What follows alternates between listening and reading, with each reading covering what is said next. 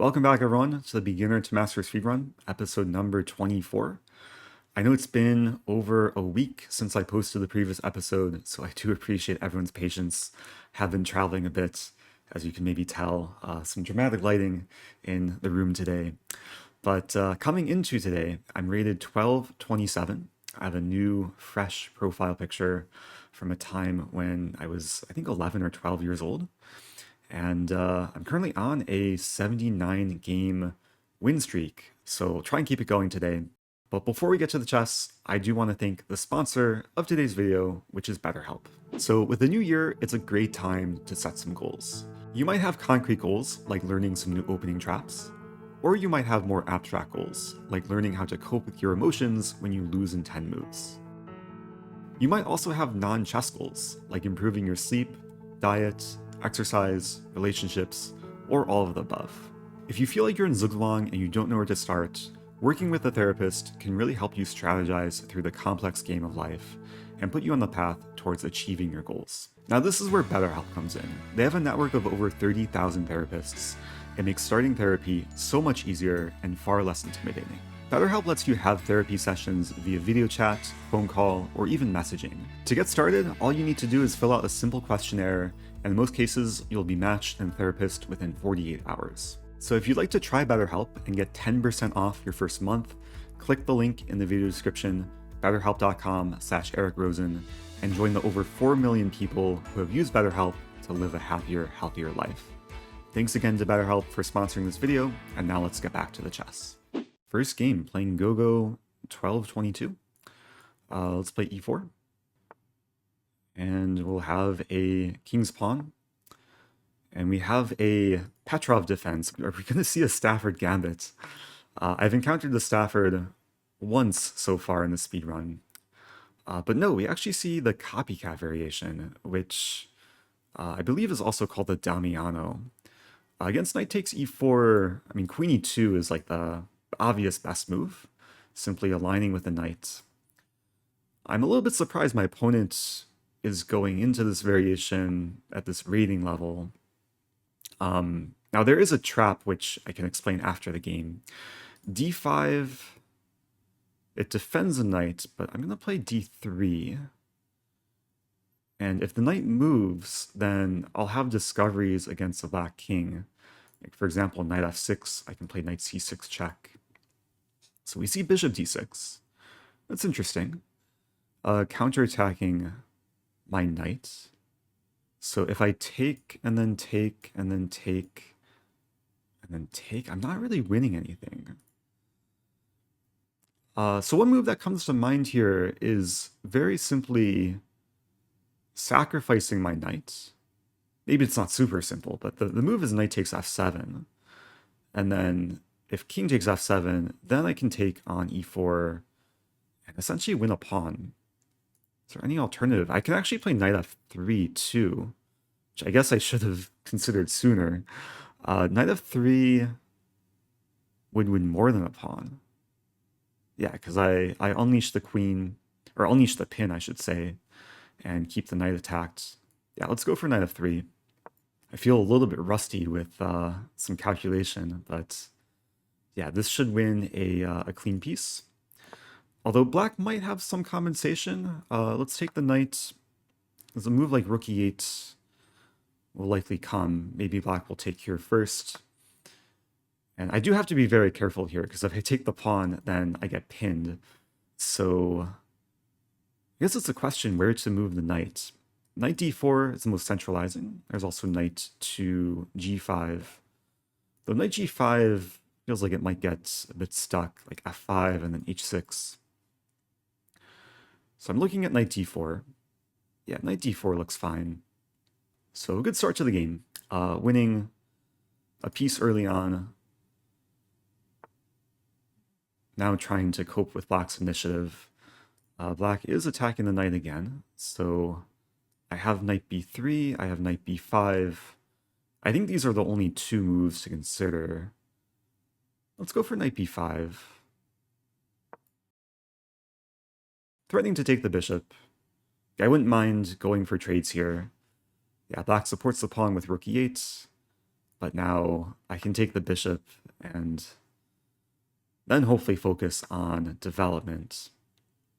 It's a little bit awkward, my queen on e2, blocking the bishop.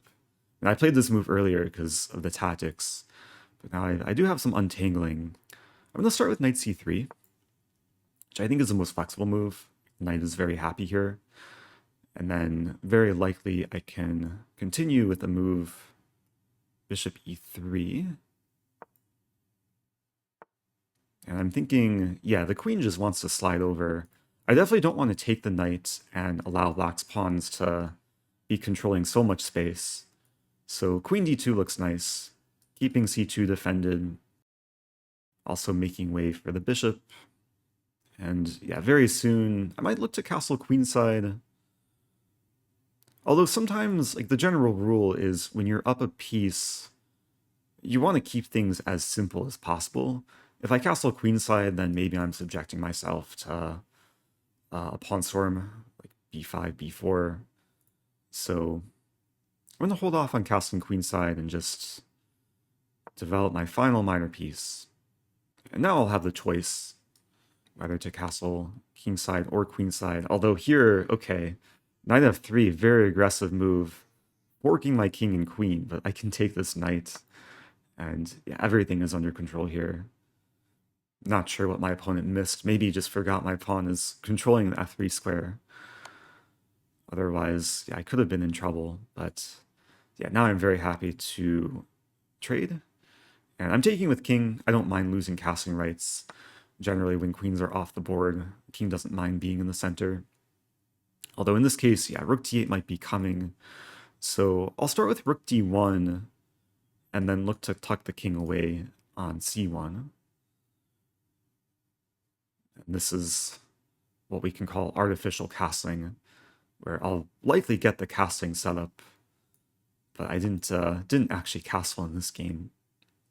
And now I'm offering the rook trade. So what's the material? I have knight and bishop for 3 pawns. Black does have the 4-on-2 majority on the king side. But yeah, now I can start winning back some pawns. Very nice having the bishop pair in this position. Let's just go back. Okay, black sacrificing to get the passed f-pawn. But I have the f1 square under full control. Rook f1 likely coming. Although rook f1, there is g4. So black trying to not make this super easy. I could start with e4 here. Yeah, I think I will start with e4. Just attacking the bishop. And I think the plan is just to improve my pieces. I get my king to e3. I can also offer the trade of bishops. Bishop f1. Yeah, if I get black's bishop off the board, then hopefully life will become more simple. Yeah, black is going to try g4 here, but I have more than enough ways to handle these pawns on the king side. Yeah, let's use the king. Especially in the endgame, the king can be an important piece to get into play. And now it's cleanup time on the king side. Okay, an opponent resigns. So pretty clean game to start things off. I do want to address this opening because I think this is a very common pitfall at the beginner level. Players just going with copycat chess, and a lot of beginners will play knight f6 here, which loses a queen to knight c6. So the best move for black is actually to keep copying and to play the move queen to e7. And this opening was actually featured a couple years ago at the US Championship. Grandmaster Wonder Liang played this with the black pieces against Fabiano Caruana and actually managed to draw the game. And the idea is after queen takes e4, black is winning back the knight with pawn to d6, and the knight is pinned to the queen. So there is some theory surrounding this line. White should be objectively better, but it's not super easy to prove. And if I continue just going down the rabbit hole, there is kind of a nasty trap that white should be aware of. If white plays d4 to at least get a pawn for the piece, there's a sequence knight c6, and if bishop f4, black has a very strong move g5, and if bishop g3, white has fallen into the trap, and this position is black to move and win a piece. The move is pawn f5, attacking the queen. There's no en passant because the queen is pinned, or the pawn is pinned, I should say, and f4 is coming, so the queen will move, f4 traps the bishop, black is for choice.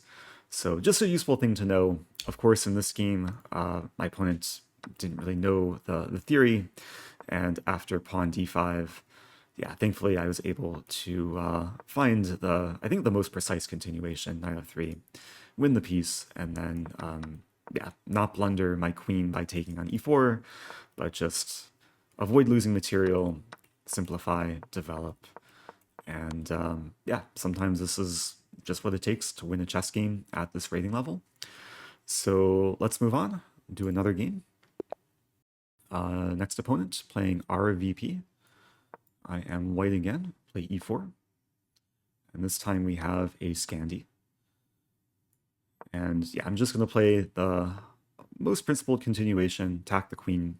Queen d6 is one of the most common moves. Queen a5 is probably the most common.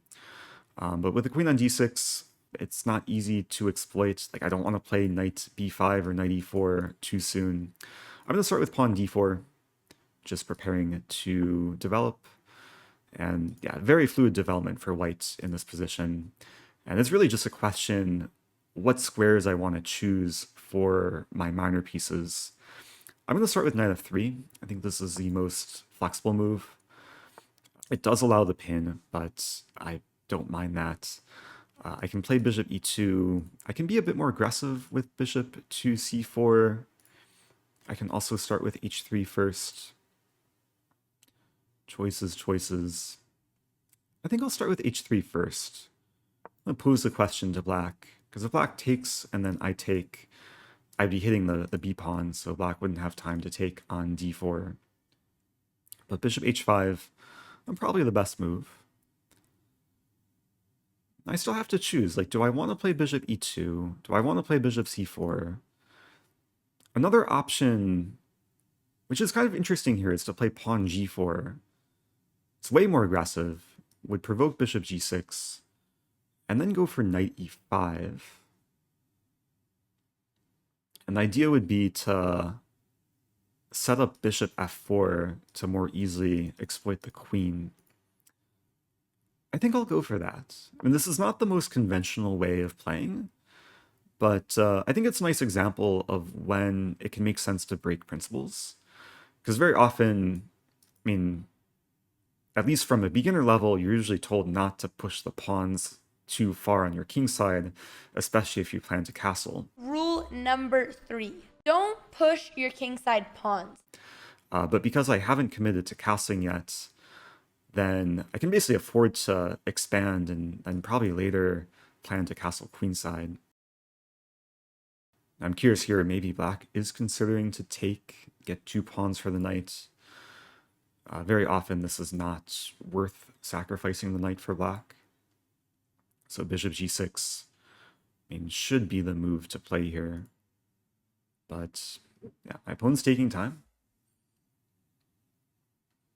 I mean, I will say that if takes and then takes and then takes, I'll be very content to play bishop e2 and bishop e3 and just be very solid, and then have some files to work with on the king side. So we do see bishop g6. And yeah, I mentioned this move knight e5. I'm going to play it right away. And this also breaks another principle, moving the same piece twice in the opening before completing development. But I think this move is justified because I really want to find the optimal square for this dark squared bishop. And once I play bishop f4, now I'm setting up some nasty discoveries, mainly threatening knight takes g6 to attack the queen and defend the bishop and attack the rook. So black does have to be very, very careful here.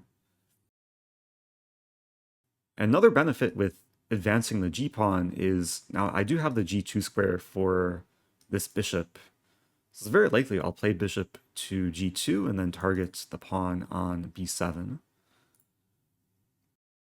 And from black's perspective, I mean, yeah, I was going to say that black should probably move the queen. Queen e7, it's kind of a safe move, but it's an ugly move to play because it's keeping the bishop on f8 blocked in. Now, I don't think I can punish this move directly, so I think the best approach is just to keep developing bishop g2, attacking the pawn. Yeah, c6. So yeah, black is it's kind of curling up into a ball here, a little bit on the king side. It's not easy to crack. I mean, I'm considering a move like knight c4 to set up knight to d6. But yeah, with knight c4, I think black could easily just play queen d7 or queen d8 and then prepare to develop the bishop and prevent knight d6. So there's a few other moves that come to mind. I think the simplest moves would be queen d2 or queen e2, and then decide later which side I want to castle on. There is another idea here to play pawn h4 to expand on the king side and actually threaten to trap the bishop. And going back to this whole plan of h3 g4, I mean, this is one of the long-term plans, is to keep gaining space. I'm going to play h4 because I don't see an obvious move for black to save the bishop. And black just very quickly plays knight d7.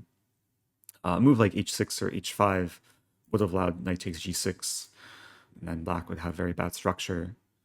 So here, and if I play h5, I think I'm winning material. Like if black takes, I take back, and then the knight and bishop will be attacked. Meanwhile, I'm controlling all these squares where the bishop can move. So let's go for h5. Yeah, bishop takes c2. My opponent has all of a sudden been playing a lot more quickly the last few moves, maybe going on tilt. But yeah, still have to stay focused here. Knight has won the g4 pawn. I can't trap the knight, like f3. It would force the knight back to h6. I don't think it's worth playing f3 just now. Yeah, what to do? I could castle, get the rook to the d file. Also, knight e4 looks nice to go into d6. I mean, knight e4 might allow queen b4, which maybe I don't want to deal with. So yeah, I'm going to go ahead and castle queenside here. Just getting the king to safety. f2 is defended by my queen, so no worries about the knight winning material. And nice thing about castling queenside is I'm preventing black from castling queenside because I'm controlling the d8 square. The king can't castle through check. So queen c5 is played. This does attack f2 and e5. So the knight and queen are both targeting a couple different weak pawns. The first move that comes to mind is knight e4, just offering the queen trade, also keeping f2 defended. I like this, nice and simple. If we trade queens, then yeah, then the position should just be easier to play. And yeah, black is not winning the f2 pawn. Still can't castle queenside. At some point I might want to consider knight d6, but I don't want to do it too soon because yeah, f2 would hang an end of that line. So maybe now's the time to play f3. Attacking the knight. Forcing it back to h6 if black wants to save the knight. And then I can probably simplify further. Take the knight. This bishop wants to find a life from g2. So let's play f4. Just a nice move to give the bishop some more scope. And generally when there's a situation with opposite color bishops, then I definitely want my pawns on the opposite color of my bishop. not only to harmonize with my bishop and control more squares, but also to restrict the pawn's bishop.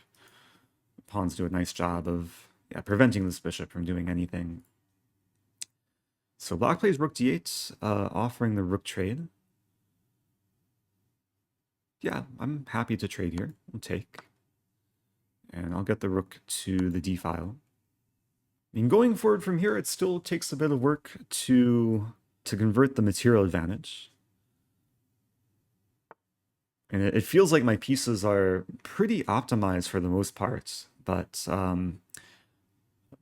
this position requires a plan going forward. And I'm looking at this move knight d6 just to facilitate some more trades, and if takes, I can take. Although I think the issue with knight d6 is after takes king d7, the pawn might be more of a liability than a strength. This is very hard to actually keep advancing the pawn. So what else can I consider here? Knight f6 comes to mind. I actually don't see anything like so obvious to do. I'm going to play a waiting move here, a3. This seems like a very slow move. Speaking of slow, I do have to manage my time, but the idea is to simply expand on the queen side. Probably soon I'd want to get my king to a better square, at least a more active square. And I'm sort of playing the waiting game. I should note here that black's rook can't enter my territory because I'm controlling all these squares with knight and bishop and pawns. And I think the waiting game is now paying off because with this move king b6, the king is no longer controlling d7, and the rook has infiltrated. The bishop is almost stuck there. I'm actually very close to a mating net. Like if I get to play this move and this move, it would be checkmate. Of course, the bishop could take. Maybe now's the time for knight d6. It's so nice having the rook in black's territory. Now f7's a target. Yeah, let's take on h7.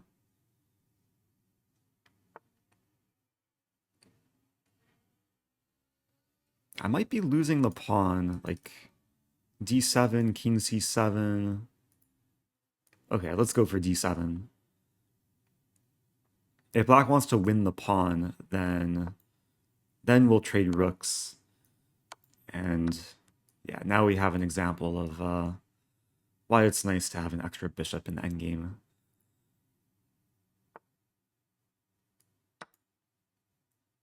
And with so many pawns on light squares, they're gonna fall off, yeah, one by one. So opponent resigns. Yeah, that was an interesting game. Definitely an unorthodox idea from the opening. I mean, it's so common to see this situation, especially emerging from the Scandinavian. And I think the Scandinavian is one opening where it's more common to go for this h3, g4 expansion, to just try and gain space on the king side and then try and exploit the queen, which has developed early. And I think my opponent's biggest mistake in this game was just not identifying the threat of trapping the bishop. They played this move knight d7 in less than 2 seconds. Black should have been aware of what I want to do, and yeah, probably should have played a move like h6 or h5. Of course, it would have allowed me to take and then take, and the structure is good for white. I would keep initiative, but yeah, it's still playable for black, like knight d5, and the game would go on. So hopefully some lessons to take away from that one. Let's do one more. Hopefully break rating of 1250. So we'll keep it going.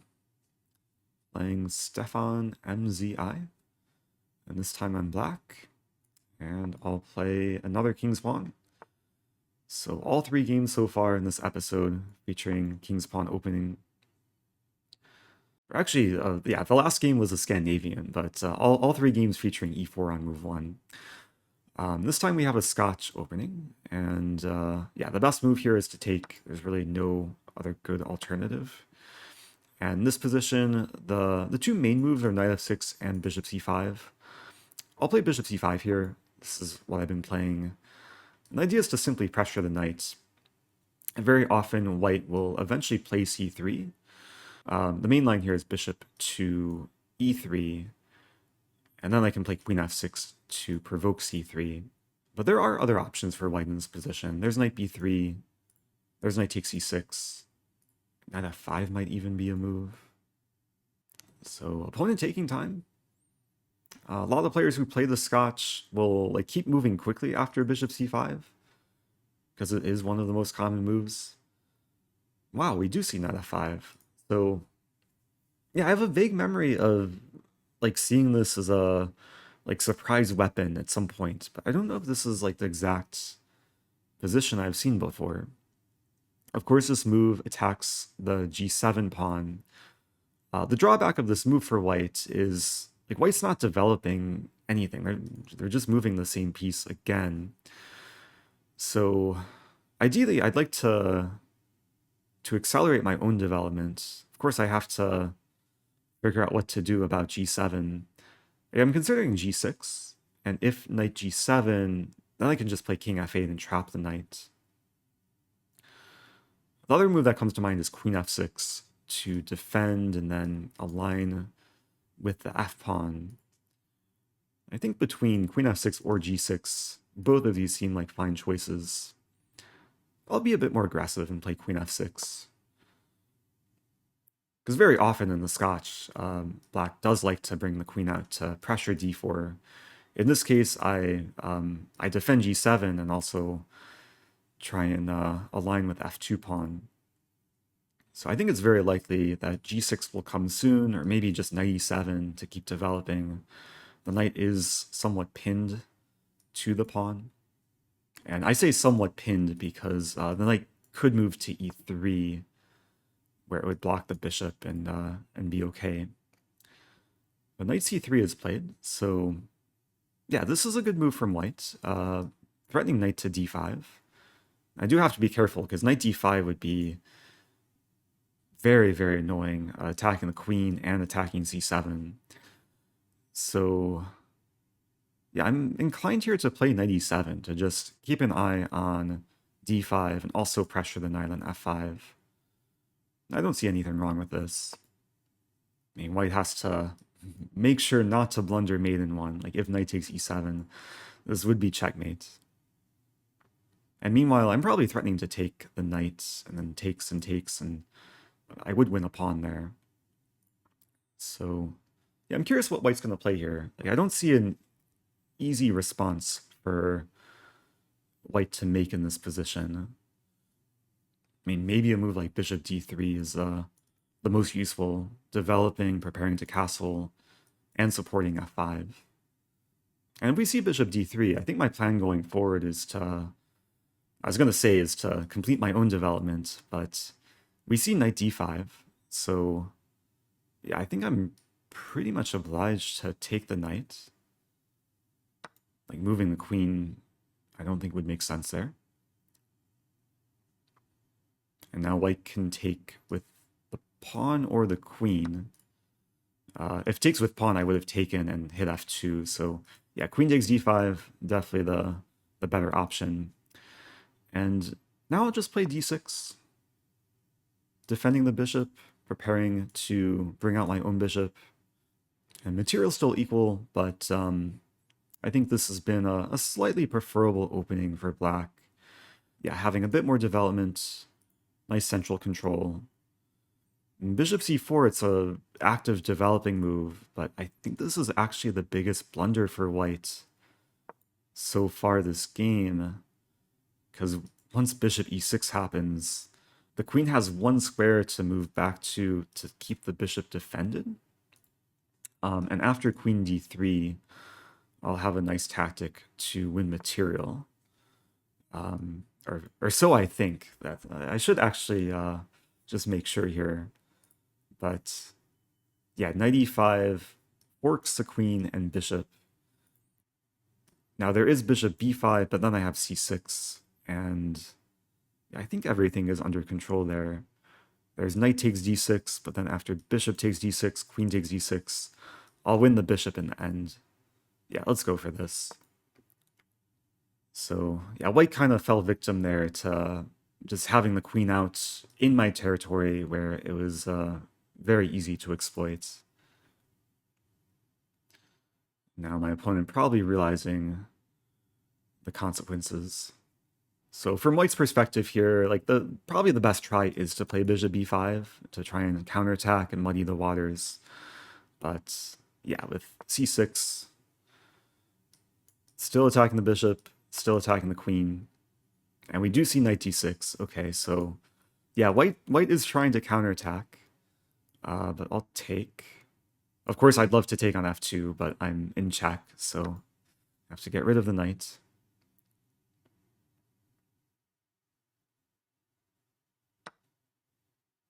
And now I can take the bishop.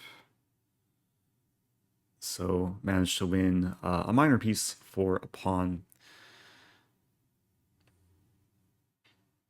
I do want to give kudos to my opponent for probably finding what was the best line there to at least try and get some compensation.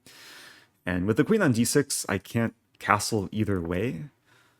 Fortunately, I can play rook d8, try and get the queen away, and hopefully castle soon. Queen c7. Okay, so this does attack b7.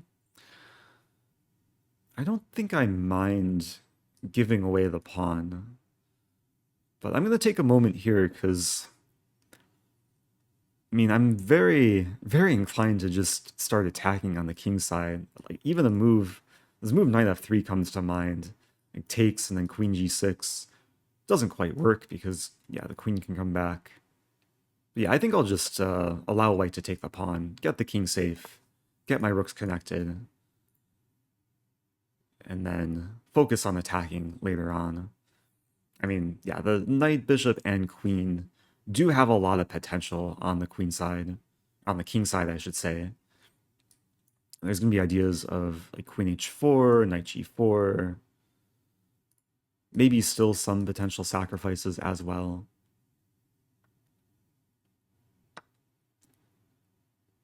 So I'm actually realizing here, there's a really, really fancy line. My opponent did give me some time to think there, and yeah, there's a line that I want to calculate, because it starts with knight f3, and after takes, I play queen g6, and because the queen has taken on b7, it can't come back to defend.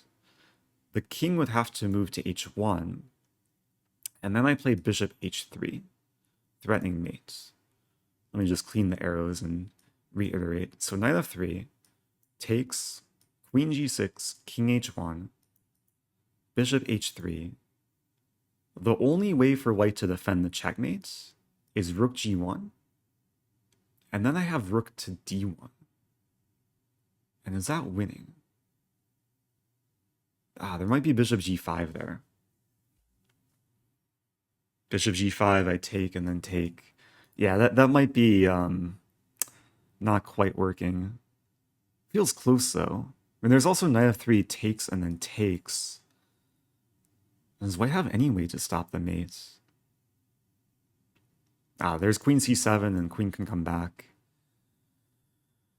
Yeah, like knight f3, it's a move that I'm very, very tempted to play, but I think it's too much of a risk and it's really not necessary here. I'm going to play this move bishop to c4, which keeps things way more controlled, defending the pawn and also attacking the rook.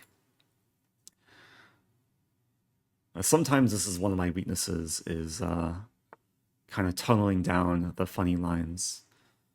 Oh no, my opponent making life very easy there. Okay, so bishop c4 worked out well.